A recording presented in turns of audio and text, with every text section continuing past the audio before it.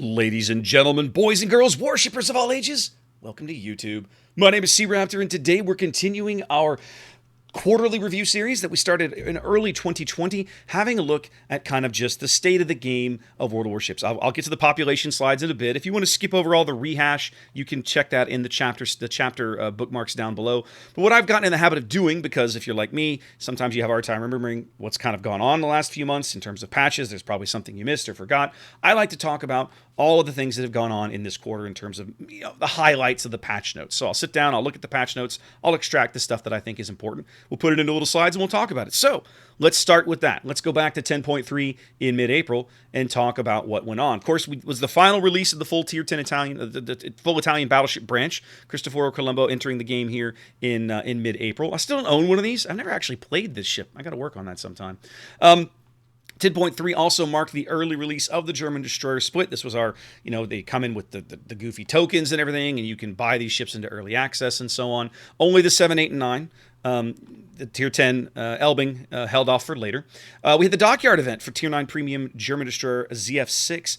I actually like ZF6. Tier 9 is a very busy, a very, very, very good tier for destroyers. Like, there's a lot of really good destroyers at Tier 9. You got to stand out to make a name for yourself. And I feel like ZF6 really does that. I feel like that's a ship that if you own one, you've got something nice and unique and useful. And so congratulations if you managed to pick one up.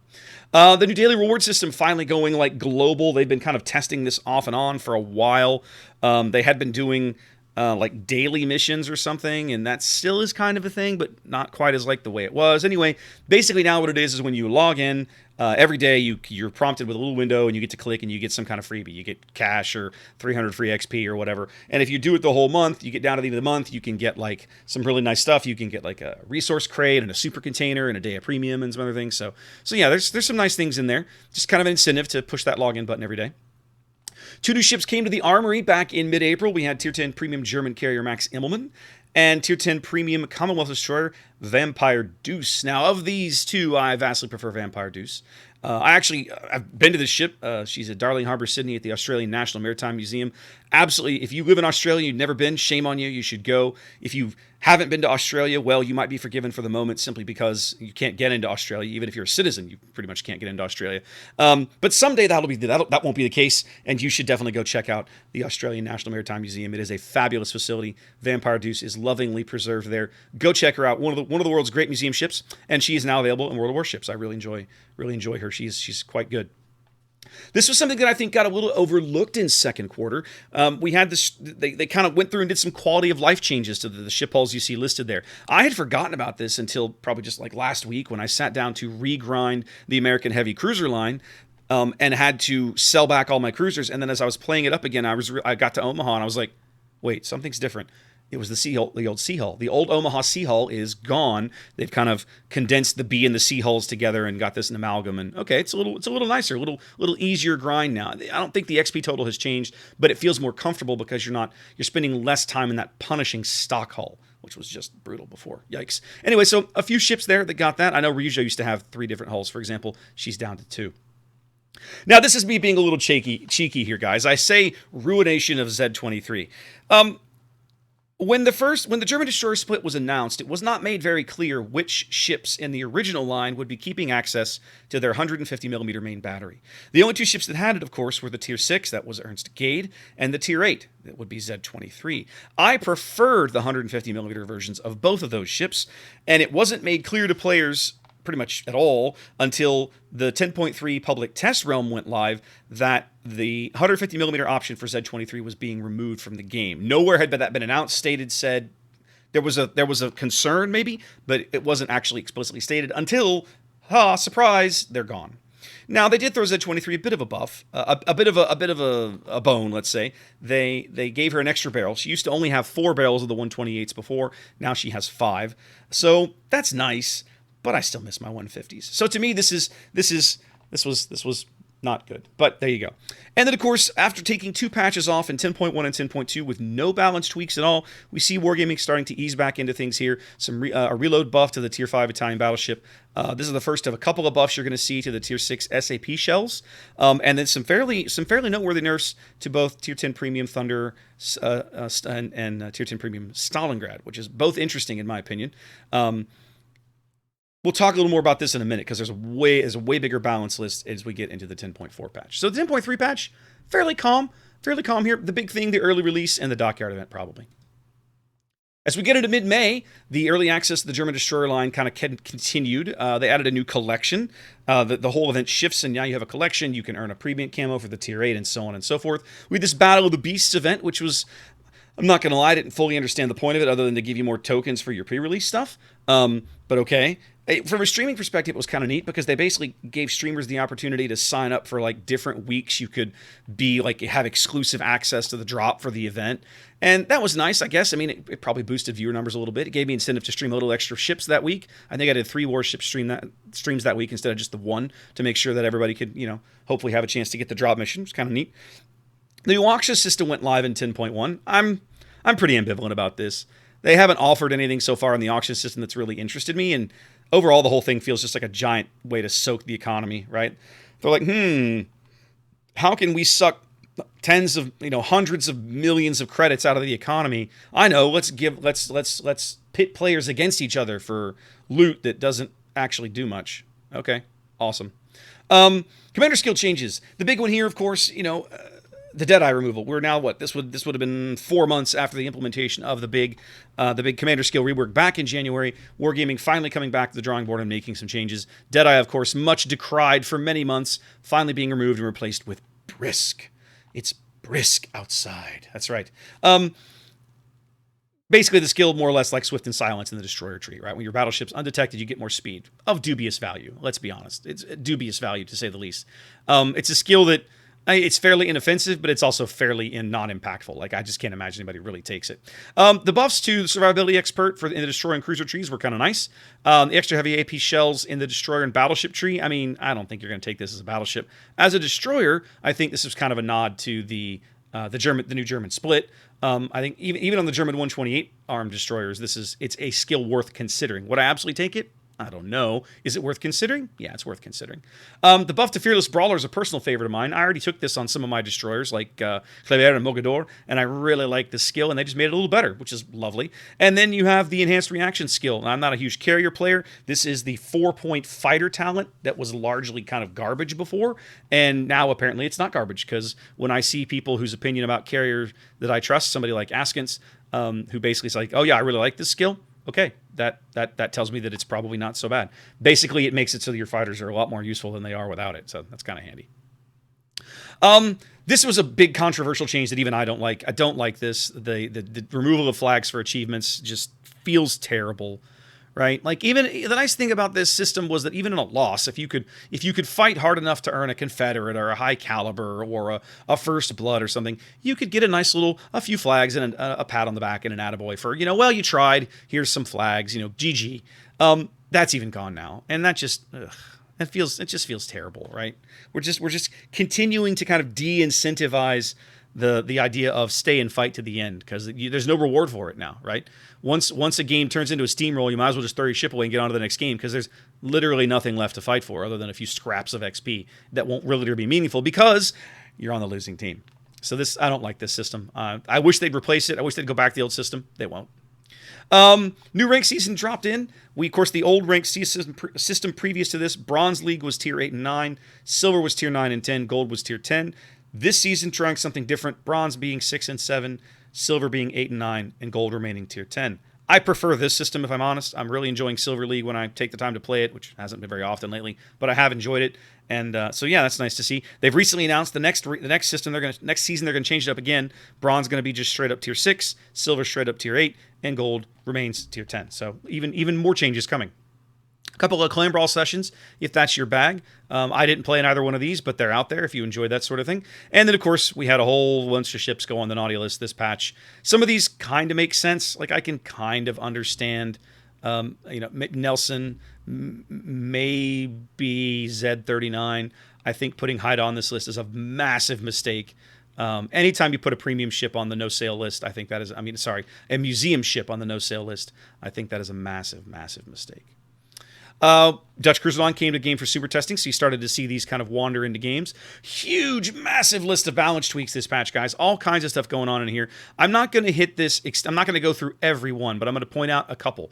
The first is on the buff side. For starters, the Tier 8 and 9 Pan-Asian destroyers actually got a buff. Their destroyers, the torpedoes got a buff, which is nice to see. You don't see a lot of those ships. I actually played Chungmu not long ago, and I'd forgotten that this buff happened, and I was like, wow, these torpedoes feel a lot better. Yeah, they are a little better. You see their Flint getting not only a range, but a gun reload buff. Back when the Commander rework dropped, and Atlanta got immediately, 2.2 extra kilometers of range over Flint, everybody went, what the hell, Wargaming? And this is the first of 2 buffs you're going to see to Flint's range, and I think they're probably not done yet. One thing that Wargaming has started doing, and we've talked about this on the videos before, but I think you're starting to see a little more of how they do it. They do these little incremental buffs, right? The idea of coming in with a sledgehammer and basically taking a good ship and turning it into paste like they did with Yu Yang all those years ago. That's the kind of the extreme example, but it's the easy one. Not really a thing they do anymore. But I think what we see is they approach the balancing perspective like, all right, this ship needs to get better. So we're going to plan out six months of incremental buffs, and every month we're going to buff it a little bit and then run the numbers, and then buff it a little bit and run the numbers. And if we get 4 steps in that buff in, and we decide, hey, we're where we want to be, then we simply won't implement those last 2 buffs. It's nice because it allows them to make tweaks to where they want a ship to be on the live client without bringing the sledgehammer. At the same time, from the player side, it feels a little disingenuous, right? Because every 4 weeks, the ship gets a little better. Every 4 weeks, the ship gets a little better. Or a little worse, depending on the ship. But it's kind of like, I don't know. I understand the logic behind it, and functionally, I think it's working. But as a player, it's really irritating to have, ground through a line, and then after you've done it, then they come in with the buffs, and it's like, oh man, come on. Some notable nerfs in this one. This is in the last year and a half, that's about the 6th nerf we've seen to Tier 9 British destroyer Jutland, by the way. Just keep that in mind. You're starting to see here, we've got some additional nerfs to Leander and Fiji have already been announced. There were some as recently as last month, or a couple of months ago now, so keep that in mind. And of course, they're continuing to nerf Stalingrad and Thunder, which I think is more than justified, so good riddance there. Moving on into mid-June, we had this Grand Battle Mode. This, of course, is the current patch, so the Grand Battle Mode is still going on right now, with the full release of the German destroyer line. Schultz and Elbing notwithstanding. Schultz had been out for a while, but Elbing, of course, coming to the game. I haven't played Elbing outside of a couple of test games that I played ages ago. I got to go pick me one up. She looks like a lot of fun. One of the more controversial changes, of course, removal of friendly fire. This is, in my mind, this is not a bad thing. But I understand the concerns about it. I feel like this is the kind of thing that we needed to do to kind of acknowledge the younger player base that we have these days in terms of the less experienced player base. And let's just see where it goes. If Wargaming decides later on that this doesn't work, they can always try to revert it. I doubt that they will. Historically, they don't really revert changes in general, but we'll see. The giant carrier rocket nerf. Yeah, this is basically kind of why I've quit playing carriers, right? Carriers are already not easy to play. Anybody who tells you differently, in my opinion, hasn't spent a lot of time playing carrier. And you only have 3 different types of armaments, right? You have dive bombs, probably, unless you're playing British. You have dive bombs, you have rockets, and you have torpedoes. The torpedoes are pretty reliable, I won't say easy to use, but they're certainly reliable. They work. They work routinely. They work on basically all classes. The dive bombers are very hit or miss, very RNG dependent, very kind of not reliable outside of a couple or 3 ships that really get good reticles or good bomb drops. And then you have the rockets, which were, against most units, were fairly light damage, but fairly consistent. And the rockets have basically been nerfed into oblivion. They're just not useful. Even against heavier units, battleships and such, they're still of kind of questionable use. I don't know. I think what's going to happen, guys, is this nerf has gotten such a bad rap, and it is bad in my opinion. I think that it's going to force them to come back in a few months after they look at the carrier populations having dropped precipitously and either revert it or give carriers something back, because you've literally taken a huge chunk of the carrier's utility away and you've given him nothing in return. So people are going to be like, well, walking away from that, I'm done with those guys. And there are people out there that'll cheer that. That's fine. But one of Wargaming's stated goal way back 2.5 years ago with the carrier rework was get more people to play carrier. It felt like we were in a really good spot where you got a carrier in most games, which makes the AA skills and modules more valuable. Like, the whole system just works when carriers are a regular thing, even if they're not every game. And now I think you're going to start seeing less of them, and I think they're going to have to do something. But we'll see. That's speculative. I'm just speculating. Recruitment points. This is a new thing. The recruitment points system is, of course, gone. It's been replaced with this new community token system. There's a whole section of the armory for community tokens where you can buy fancy community-created camos and all kinds of stuff. And, of course, you can get community tokens from watching streams and recruiting players. And when they buy stuff, you get tokens and all kinds of stuff. So, yeah, this is a whole new system. It's an extension of the old recruitment point system, but they've added more perks out of it, and I actually kind of like it. I think this is a really nice change, being able to buy some of those fun camos that I had never gotten. Like, there's a couple of camos in there for Bliskavica. Bliskavica? I'm gonna mispronounce it, and Evan's gonna laugh at me. But anyway, so that's a thing now. And then we added Druid to the armory, which I don't own one yet, but she looks like a lot of fun. And some more balance tweaks. You see there the second half of the buff to Flint, even Cristoforo Colombo getting a buff, and Hyuga getting a bit of a nerf. All right, so now let's talk about server populations, okay? Let's get this started. I always like to look here with the NA server, start closer to home. Now, guys, what you're looking at, this is the average daily logins spread out over the quarter. So some days are higher, some days are lower, but on a given day, you had an average of X number of people log into World of Warships on NA. That's what each of these little data points represents. This data is publicly available. I don't have to ask Wargaming for this. This is not filtered from them. There's a link to the website down below in the video description. You can go see all of this data yourself. It's public data. This is not secret, okay? So you can see here, let's look at this. As you can see here, of course, we had our little upward trend. Usually you see an upward trend in fourth quarter, typically representing holiday events that draw people back in, all the freebies and stuff. First quarter 2020 continued this trend, right? Because World of Pandemia and we're all locked in our houses. Second quarter was a new high water mark because of World of Pandemia. We're all locked in our houses. And then it's been a kind of slow, steady decline since then. Typically, the third quarter, like, this is unusual. Right, you can go back and look and see a typical second and third.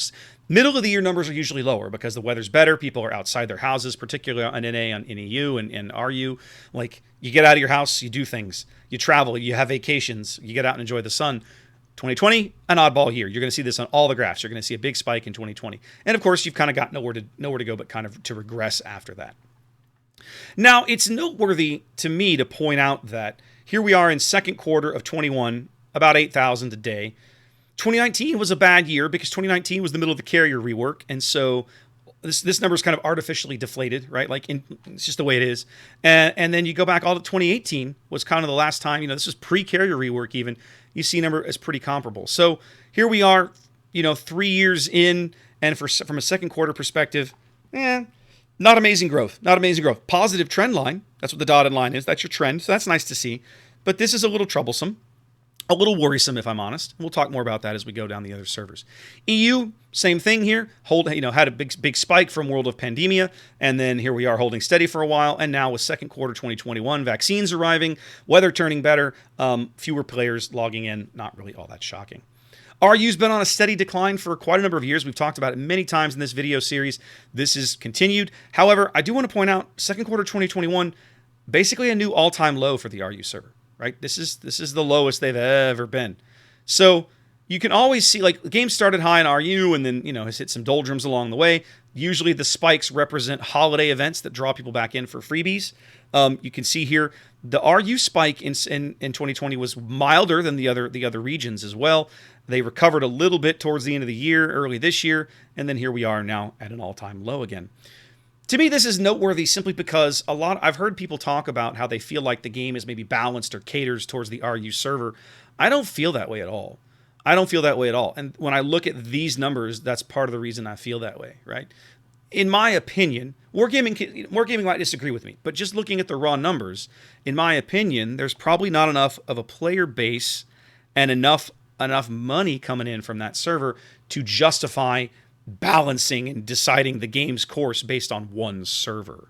That's not realistic. And when you talk to Wargaming, like, one of the things that I remember from the CC Summit, talking to them about server balance and only being able to balance things by one server, when the carrier rework hit, one of the big problems that they struggled with was the Asia server. The new carriers were hugely popular on the Asian server. Everywhere else, they were a struggle. And so they were trying to balance the matchmaking algorithm across the entire globe based on one server, just because the carriers were so popular. And if they made radical changes to the carrier matchmaking algorithm, 3 servers would be okay with it, but one server wouldn't, just because it would really increase queue times on Asia.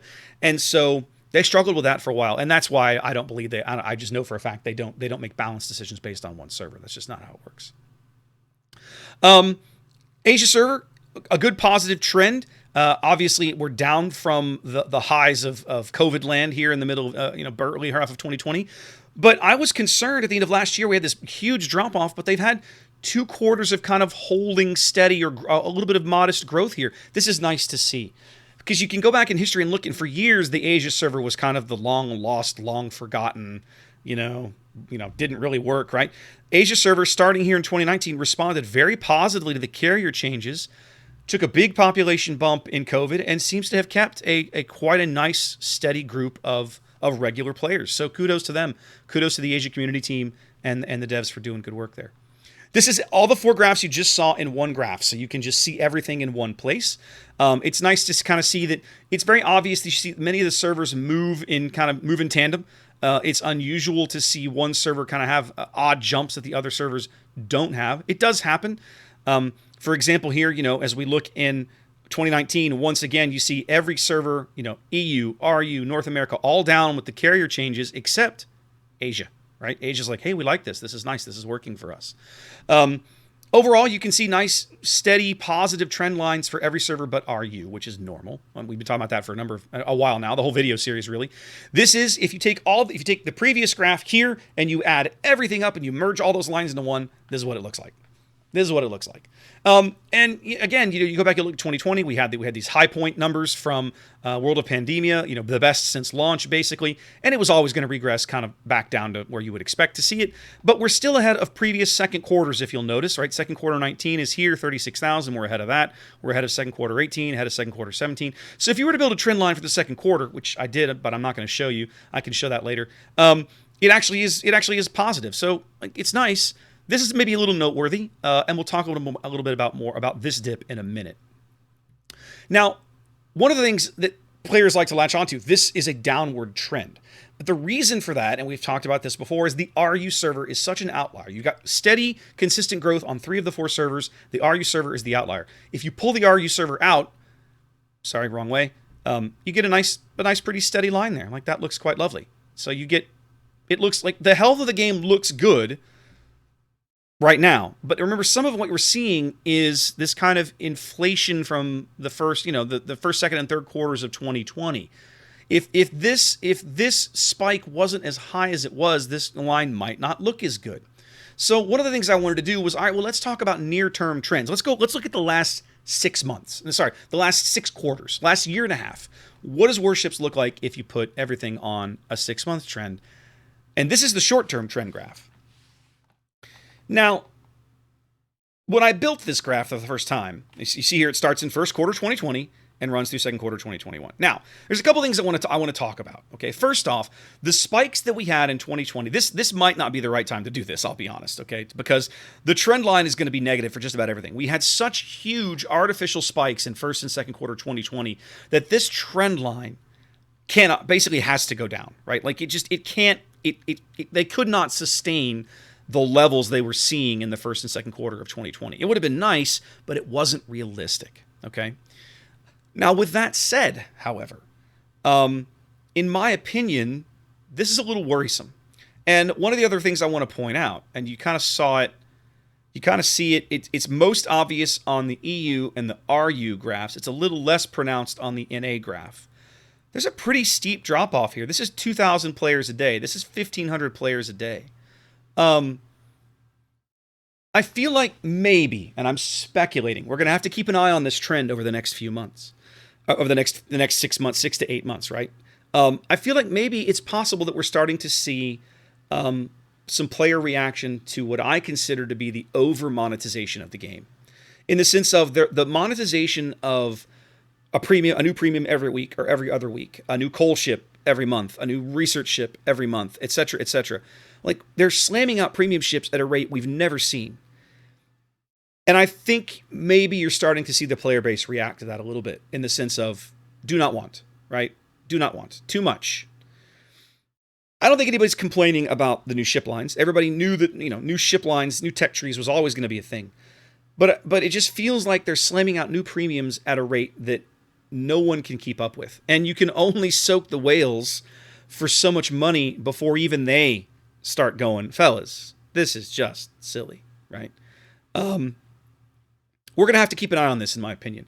Again, I have to caveat this slide by reminding everybody, again, you're looking, the first half of this slide is COVID highs that the game has not ever really seen before, okay? By fourth quarter 2020, the game was back down into kind of what you would expect to see. I feel like maybe by the end of 2021, early 2022, if you're still seeing this downward trend, these trend lines stay where they are on the short-term trend, I think we'll know more then, right? We'll be able to say, yeah, this is a problem. You guys need to look at this. Right now, I'd say it's concerning. It's not something to chicken little, but it's certainly something we want to keep an eye on over the next 6 months as we go forward. Anyway, guys, there's our quarterly review. Hope you enjoyed that. Wash your hands, be safe, and I'll catch you next time.